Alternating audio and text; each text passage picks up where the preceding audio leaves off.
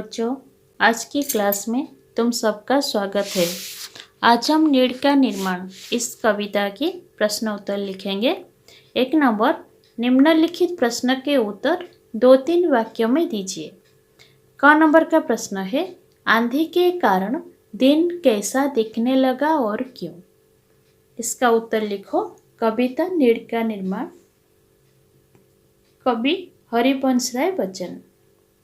ऐसी भयंकर आंधी उठी कि आकाश में अचानक अंधेरा छा गया। धरती की धूल उड़कर आसमान पर छा गए। धूल से लथपथ मटमैल बादलों ने पृथ्वी को चारों ओर से घेर लिया और सब ओर अंधेरा छा गया।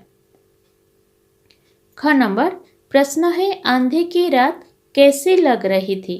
इसका उत्तर कविता नीड का निर्माण, कवि हरिवंश राय बच्चन।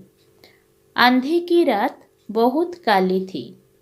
अंधेरा इतना घना था कि ऐसा लग रहा था मानो इस लंबी रात का फिर से सवेरा नहीं होगा।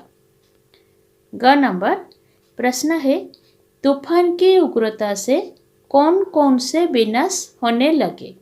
इसका उत्तर कविता नीड का निर्माण, कवि हरिवंश राय बच्चन। तूफान की उग्रता से विशालकाय पर्वत भी कांपने लगे। बड़े बड़े विशाल वृक्ष जड़ समेत उखड़कर टूटकर गिर पड़े। मजबूत महल और भवन डगमगा गए और पंछियों के घोंसले तहस नहस हो गए। घ नंबर प्रश्न है, आंधी को कौन और कैसे नीचा दिखाता है? कविता नीड का निर्माण, कवि हरिवंश राय बच्चन। एक चिड़िया जिसका घोंसला नष्ट हो चुका है, वो फिर से घोंसला बनाने को कृत संकल्प है। वो एक तिनका ढूंढ कर लाती है। जीने की इच्छा शक्ति विभिन्न प्रकार के प्रचंड आंधियों का सामना करने की ताकत देती है। वो चिड़िया अपने मकसद में कामयाब होकर आंधियों को नीचा दिखाती है। ओ नंबर प्रश्न है, आंधी तूफान में भी कौन मुस्कुराता था? उत्तर कविता नीड का निर्माण, कवि हरिवंश राय बच्चन। काली अंधेरी रात में चारों ओर भय का वातावरण है। भीषण तूफान ने अपनी विनाश लीला चला रखी है। ऐसा लगता है आकाश रूपी क्रोधी राक्षस अपने वज्र के समान दांतों से सब कुछ खा जाना चाहता है, पर उन भयंकर दांतों के बीच उषा मुस्कुराती है। च नंबर प्रश्न है, नाश के दुख में किसका सुख नहीं दबता? उत्तर कविता नीड का निर्माण, कवि हरिवंश राय बच्चन। नाश के दुख में निर्माण का सुख नहीं दबता है। विनाश के दुख के भय से निर्माण का त्याग नहीं किया जाता है। कितने ही बार विनाश हो, मनुष्य बार बार निर्माण करता है, क्योंकि निर्माण का सुख विनाश के दुख से अधिक होता है। 6 नंबर प्रश्न है, प्रलय की निस्तब्धता में किसका नवगान सुनाई पड़ता है? उत्तर कविता नीड का निर्माण, कवि हरिवंश राय बच्चन। प्रलय की निस्तब्धता में सृष्टि का नवगान बार बार सुनाई पड़ता है। प्रलय कितने ही बार जीवन के शोर को खत्म करके खामोशी फैला दे, मनुष्य पुनः पुनः रचना करके हर बार नया गीत गाकर इस खामोशी को तोड़ देता है। ज नंबर गृहस्थी जोड़ने में आने वाली किन विपत्तियों का उल्लेख कवि ने किया है? उत्तर कविता नीड का निर्माण, कवि हरिवंश राय बच्चन। मनुष्य में अपने बच्चे और परिवार के दूसरे लोगों के प्रति स्नेह भाव होता है। इस स्नेह को पाने के लिए वो घर बनाता है, गृहस्थी जोड़ता है, पर विपत्तियां बार बार आती है जो गृहस्थी जोड़ने में रुकावट पैदा करती है। 6 नंबर, विपत्ति के बाद सुख के दिन आते हैं। कवि ने इस भाव को किस प्रकार व्यक्त किया है? उत्तर, कविता नीड़ का निर्माण, कवि हरिवंशराय बच्चन।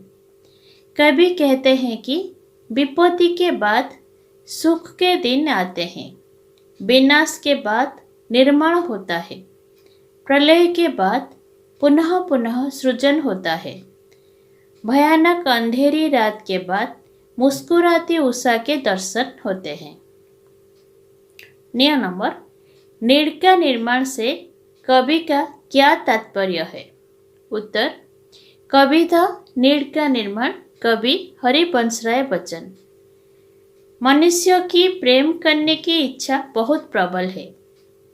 वह अपने आत्मीय जनों में इस प्रेम को ढूंढता है और उनके लिए घर बनाता है। विपत्तियां आती है और उसका आसियां बिखर जाता है, पर उसकी जीने की इच्छा शक्ति में, स्नेह पाने की आशा में और उसके आत्मविश्वास में कोई कमी नहीं आती है। इसलिए वो बार बार अपने बिखरे हुए घर को समेटता है।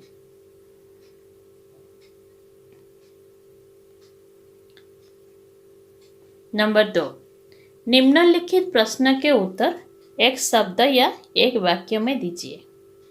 का नंबर प्रश्न है, आंधी उठने से नभ में क्या छा गया? उत्तर लिखो, आंधी उठने से नभ में अंधेरा छा गया। ख नंबर, बादलों ने किसको घेरा? उत्तर, बादलों ने पृथ्वी को घेरा। ग नंबर, उषा की मुस्कान कैसी थी? उत्तर, उषा की मुस्कान मनमोहक थी। घ नंबर, बड़े बिटप कैसे उखड़ कर गिरे? उत्तर, बड़े बिटप जड़ समेत उखड़ कर गिरे। वो नंबर, तूफान में कैसा लग रहा था? उत्तर, तूफान में बड़े बड़े पर्वत कांपते नजर आने लगे, बड़े महल और भवन डगमगाने लगे। च नंबर, रात कैसी थी? उत्तर, रात बहुत काली थी। 6 नंबर, जन जन कैसे थे? उत्तर, जन जन भयभीत थे। ज नंबर, कहाँ से उषा आई? उत्तर, उषा पूर्व दिशा से आई। झ नंबर, घोंसले किससे विनिर्मित थे? उत्तर, घोंसले तिनकों से विनिर्मित थे। 9 नंबर, गर्जनमय गगन के कंठ से कौन गाती थी? उत्तर, गर्जनमय गगन के कंठ से पंछियों की कतार गाती थी। ट नंबर, चिड़िया चोंच में क्या लिए जा रही थी? उत्तर, चिड़िया चोंच में तिनका लिए जा रही थी। अब हम भाषा ज्ञान के उत्तर लिखेंगे। निम्नलिखित शब्द के विपरीत शब्द लिखिए। उत्तर लिखो, काला सफेद, अंधेरा प्रकाश, क्रुद्ध शांत, नीचा ऊंचा, सुख दुख, नाश सृजन, दबता उठता, महल झोंपड़ी। नंबर 2, निम्नलिखित शब्द के पर्यायवाची शब्द लिखिए। उत्तर लिखो, रात, रात्रि, निशा, रजनी, बादल, मेघ, घन, नीरद, चिड़िया, पंछी, खग, विहंग, नीड़, घोंसला, आंसियां, खोता, सवेरा, सुबह, प्रातःकाल, प्रभात, निर्माण, रचना, सृजन, उत्पत्ति, गगन, आकाश, अंबर, नभ। अब 3 नंबर का उत्तर लिखेंगे। निम्नलिखित शब्द के अर्थ बताते हुए वाक्य में प्रयोग कीजिए। निशा, चांद निशा में निकलता है। वज्र, उस कार्य वज्र की तरह कठोर है। प्रलय, जल प्रलय के बाद विश्व खत्म हो गया था। विहंगम, प्रधान शिक्षक ने तैयारियों पर एक विहंगम दृष्टि डाली। उत्पात, हमारी गली के कुत्ते बहुत उत्पात मचाते हैं। भूधर, बादल भूधरों पर वर्षा करते हैं। प्राची, प्राची में सूर्योदय हुआ। अब नंबर 4, निम्नलिखित वाक्यों को शुद्ध करके लिखिए। प्रश्न है, निस्तब्धता छाया हुआ है, इसका उत्तर लिखो, निस्तब्धता छाई हुई है। ख नंबर का प्रश्न है, काला रात आई, इसका उत्तर लिखो, काली रात आई। ग नंबर का प्रश्न, चिड़िया चहचहा रहा है, उत्तर, चिड़िया चहचहा रही है। घ नंबर का प्रश्न है, उषा मुस्कुराती है, इसका उत्तर, उषा मुस्कुराती है।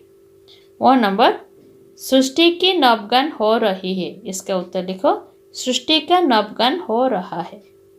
च नंबर, कंठ में खगपति गाती है, इसका उत्तर लिखो, कंठ से खगपति गाती है। 6 नंबर, नीड़ का निर्माण होती है, उत्तर, नीड़ का निर्माण होता है। ज नंबर, रात सा दिन हो गई, इसका उत्तर लिखो, रात सा दिन हो गया। अब हम 5 नंबर के उत्तर लिखेंगे। निम्नलिखित वाक्यों के खाली स्थान भरिए। क नंबर, धूली धूसर बादलों ने भूमि को इस भांति घेरा। ख नंबर, प्राची से उषा की मोहिनी मुस्कान फिर फिर। ग नंबर, डगमगाए जबकि कंकड़ ईंट पत्थर के महल घर। घ नंबर, नाश के दुख से कभी दबता नहीं निर्माण का सुख। वो नंबर, एक चिड़िया चोंच में तिनका लिए जा रही है। बच्चों, आज के क्लास में इतना ही। धन्यवाद।